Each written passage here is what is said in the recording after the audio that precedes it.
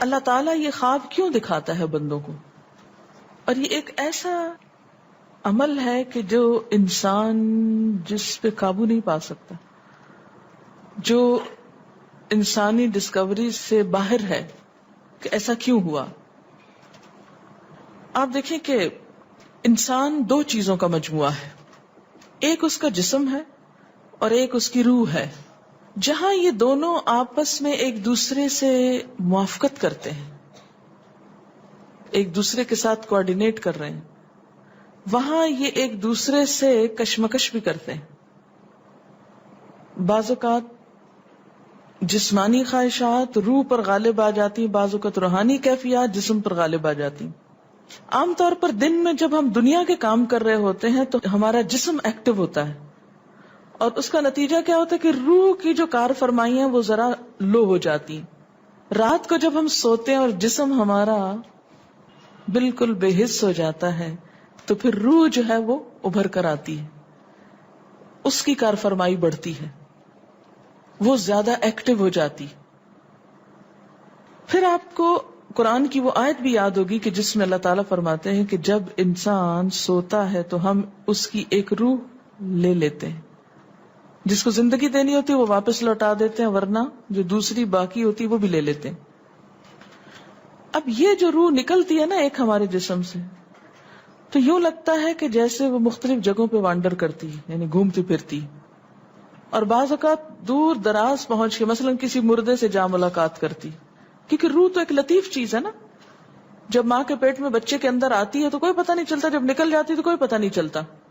اسی طرح روح دیواروں کے پار بھی چلی جاتی ہے. قرآن پاک میں آتا ہے نا کہ اینما تکونوا یدرککم الموت ولو کنتم فی بروج مشیدہ، یعنی اگر بالکل ساؤنڈ پروف اور ہوا پروف جگہ پر بھی کوئی چیز رکھ دی جائے تو کیا ہوگا؟ روح وہاں سے بھی نکل جائے گی. یعنی روح کے لیے یہ مادی چیزیں رکاوٹ نہیں ہے.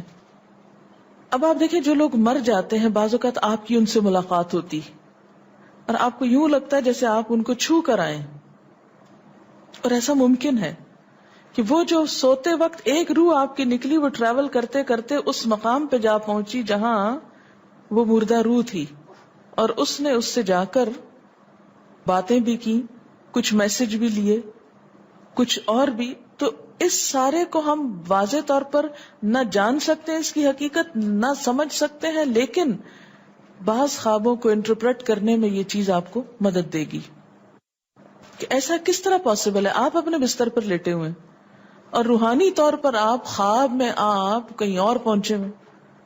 بعض اوقات آپ دیکھتے ہیں کہ میت آپ کو کوئی چیز دے رہی ہے، میت رو رہی ہے، میت خوش ہے، آپ اس کو دیکھتے ہیں وہ بڑے باغ میں بیٹھی ہوئی ہے. یہ آپ نے کہاں سے دیکھ لیا؟ آپ تو بستر پہ لیٹے ہوئے تھے. تو وہ جو ایک شعور سوتے وقت نکل جاتا ہے، جسم سے الگ ہو جاتا ہے، وہ ٹریول کر رہا ہوتا ہے ایک طرح سے، اور وہ ایسی جگہوں پر اللہ کے اذن سے ہی پہنچ جاتا ہے اور اس کو وہاں کی معلومات مل جاتی ہیں. اچھا، آپ کو یاد ہوگا وہ قصہ جو شہیدوں کا واقعہ میں نے آپ کو سنایا تھا، عراق میں جو صحابہ کرام کی قبروں میں سے ان کو نکال کر دوسری جگہ پر دفن کیا گیا. آپ نے دیکھا کہ مستقل کنٹینیوسلی 3 دن خواب آیا ایک شخص، جب اس نے اگنور کیا تو بادشاہ وقت کو خواب آیا، مفتی اعظم کو خواب ہے، اور مسلسل خواب میں وہ اپنا میسج کنوے کر رہے ہیں کہ ہمیں وہاں سے نکالو، ہماری قبروں میں پانی آ گیا. اور یہ بالکل سچا واقعہ ہوا، دنیا نے جس کا مشاہدہ بھی کیا. تو پھر آپ اس کو کیسے انٹرپریٹ کریں گے؟ وہ شہداء کہاں ملے تھے؟ تو بات یہ ہے کہ جیسے ہماری روح ٹریول کرتی ہے، کہیں ایسی جگہ جا پہنچتی ہے تو ہو سکتا ہے کہ وہ اس مقام تک جا پہنچی ہو. یہ شہیدوں کی روح تو آزاد ہوتی ہے، ان کو اجازت مل گئی ہو کہ وہ ان لوگوں کی روح سے جا ملے، کیونکہ سجین قید خانے میں تو ہوتی ہے نا وہ روح جس کو مجرم روح جو ہوتی. لیکن جو مومن کی روح ہے، خاص طور پہ شہداء کی روح ہے، تو جنت میں کیا کر رہی ہوتی ہے؟ گھوم پھر رہی ہوتی، کھا پی رہی ہوتی. تو یہ بالکل ایک سچ ہے اور حقیقت ہے کہ بسا اوقات انسان خواب میں ایسے لوگوں سے ملاقات کر کے ان کے حالات کو جان لیتا ہے کہ ان پہ کیا گزر رہی. مثلا ان کو عذاب ہو رہا ہے. یہ عام بات ہے نا کہ میت کو جس حال میں دیکھو اسی حال میں ہوتی ہے.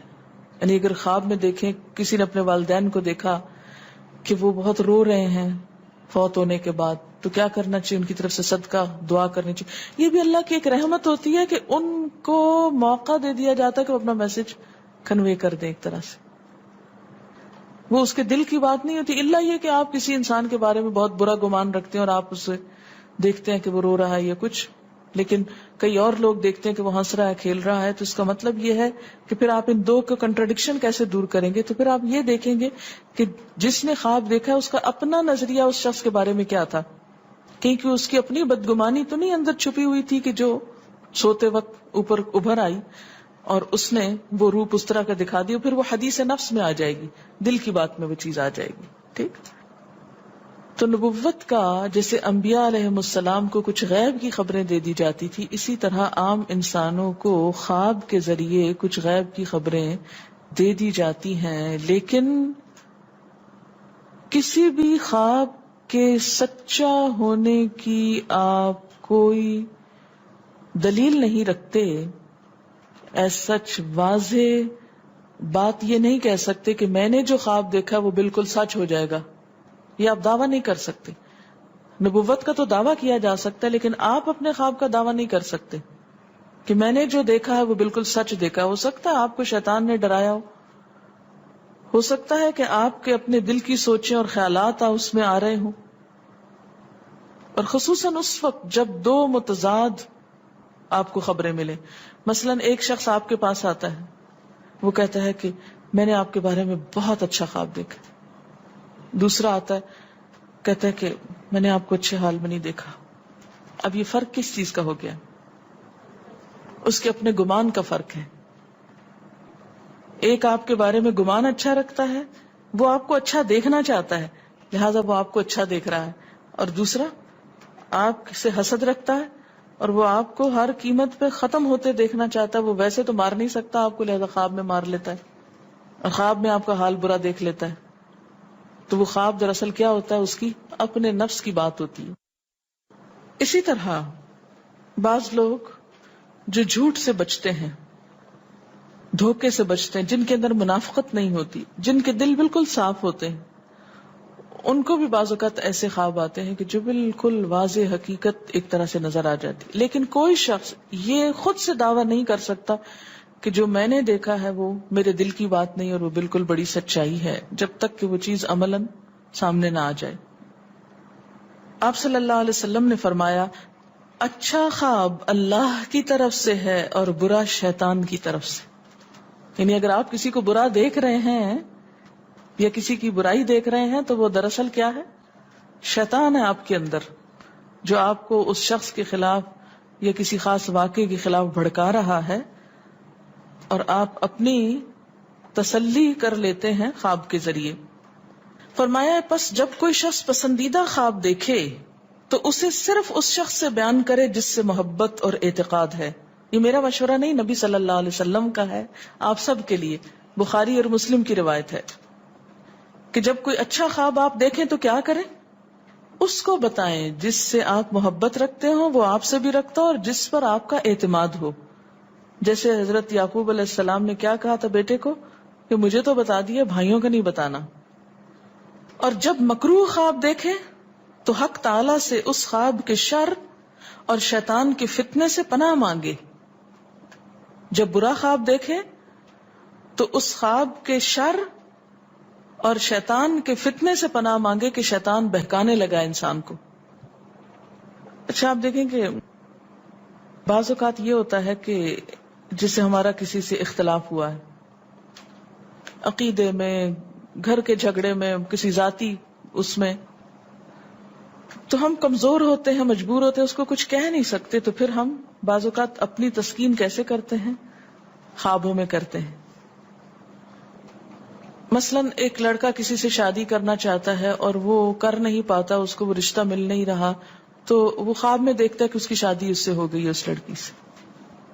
تو بعض خوابوں کی نوعیت بس صرف اتنی ہوتی، اس سے زیادہ اس کی حقیقت نہیں ہوتی. اچھا بعض اوقات جیسے کسی سے ضد ہے، عداوت ہے، دشمنی ہے آپ کی،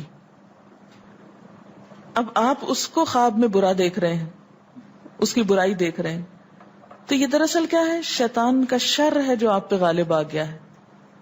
آپ اس کی برائی چاہتے ہیں، ویسے کچھ کر نہیں پاتے، مجبور ہیں آپ، تو آپ خواب کے ذریعے وہ اپنی تسلی کر لیتے ہیں.